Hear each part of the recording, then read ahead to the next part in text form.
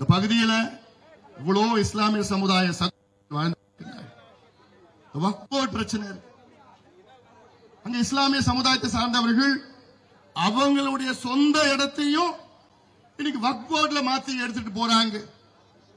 அந்த நிலத்தை வச்சுக்கிட்டு இவங்க அது விற்க முடியாது, அதுல கட்ட முடியாது, வாழ முடியாது அப்ப நினைச்சு பாருங்க. இஸ்லாமிய சமுதாயத்திற்கு சகோதரர்களுக்கு இங்க இருக்கின்ற மஸ்தான் அவர்கள் அமைச்சராக இருந்தவர் ஒன்னும் செய்யலனா நீங்க எல்லாம் எந்த அளவுக்கு அதான் அவருக்கு வேண்டிய ஆள் அவருக்கு சுத்தி ஒத்து ஓதுகின்ற ஆளுக்கு மட்டும் அந்த இடத்தை மட்டும் அங்க அவருக்கு மீட்டு கொடுக்கிறார். அப்போ என்னையா நியாயம்? 10 ஆண்டு காலம் இந்த தொகுதியில் எம்எல்ஏ. அதனால்தான் நான் கேட்கிறேன், ஒரு மாற்றத்தை கொண்டு வார்கள். மஸ்தான் அவர்கள் நம்புவது வெறும் பணத்தை மட்டும்தான். வெறும் பணத்தை கொள்ளடித்து கள்ளச்சாராயம் சாவு 28 பேர் பணத்து மேல வச்ச பணம் அது மட்டும் ஞாபகம் வச்சுங்க. ஒவ்வொரு முறையும் அது மட்டும் ஞாபகம் வச்சு. கள்ளக்குறிச்சியில அதுல 67 பேர் இறந்தாங்க கள்ளச்சாராயம். அங்க ஒருத்தர் இருக்க ரிஷிவந்தியத்திலயும் சங்கராபுரத்திலயும். அதெல்லாம் வேற, நான் பேசுறேன். இன்னும் 2 பாயிண்ட் போகணும் நான்.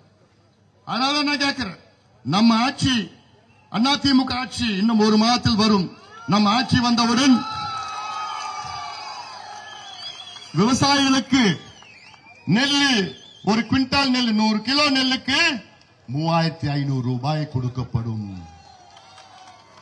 கரும்பு ஒரு டன்னுக்கு 5000 ரூபாய் கொடுக்கப்படும்.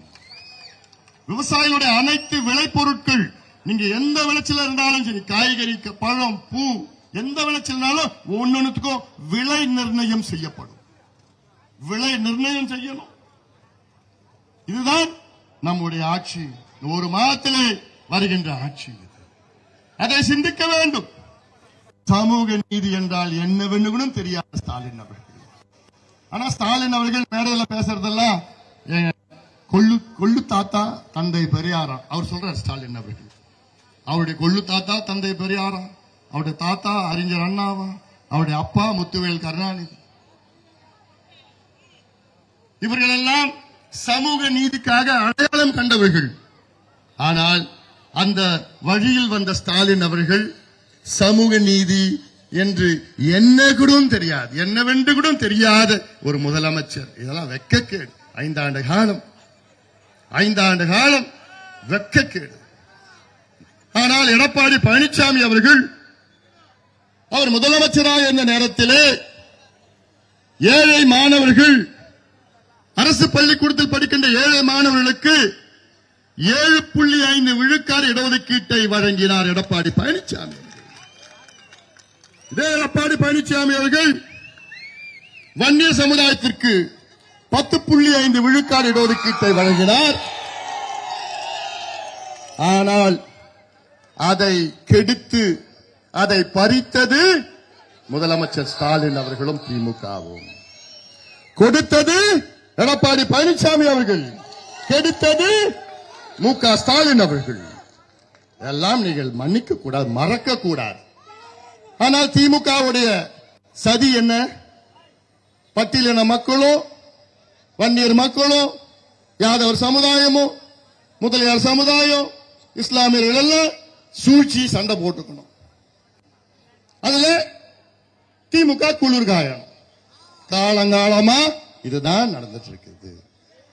காலங்காலமா இதுதான் நடந்துட்டு இருக்கு. திமுகவுக்கு இஸ்லாமிய சமுதாயம் ஒரு வாக்கு வங்கி, அவ்வளவுதான். திமுகவுக்கு இஸ்லாமிய சமுதாயம் ஒரு வாக்கு வங்கி, ஓட் பேங்க். கிறிஸ்துவ சமுதாயம் திமுகவுக்கு ஒரு வாக்கு வங்கி, ஓட் பேங்க். பட்டியலின மக்கள் திமுகவுக்கு ஒரு வாக்கு வங்கி, ஓட் பேங்க். வன்னியர் மக்கள் திமுகவுக்கு ஒரு வாக்கு வங்கி, ஓட் பேங்க். யாதவர் சமுதாயம் திமுகவுக்கு ஒரு வாக்கு வங்கி, ஓட் பேங்க். முதலியார் சமுதாயம், எந்த சமுதாயம், உழைக்கின்ற சமுதாயம், அது வாக்கு வங்கியை தான் பார்க்குது தவிர இந்த மக்களை படிக்க வைக்கணும், படிக்க வச்சு வேலையை கொடுக்கணும், வேலை கொடுத்து இந்த மக்கள் சுயமரியாதையுடன் வாழணும், அந்த எண்ணம் திமுகவுக்கு துளி கூட கிடையாது. துளி கூட கிடையாது. அவங்க நோக்கம் ஆட்சிக்கு வந்தா அது கொள்ளடிக்கிறதுனா சார், அந்த பணம் போச்சுன்னா நெத்தியில காசு இருக்கும் பாரு, அந்த காசும் கொள்ளடிப்பாங்க. நெத்தி காசு அதையும் கொள்ளடிக்கிற திமுக ஆட்சி. அதனால இதெல்லாம் நீங்கள் மறக்காதீங்கம்மா, மறக்காதீங்கம்மா. அவ்வளவு ஆதங்கத்தோட நான் பேசுறேன்.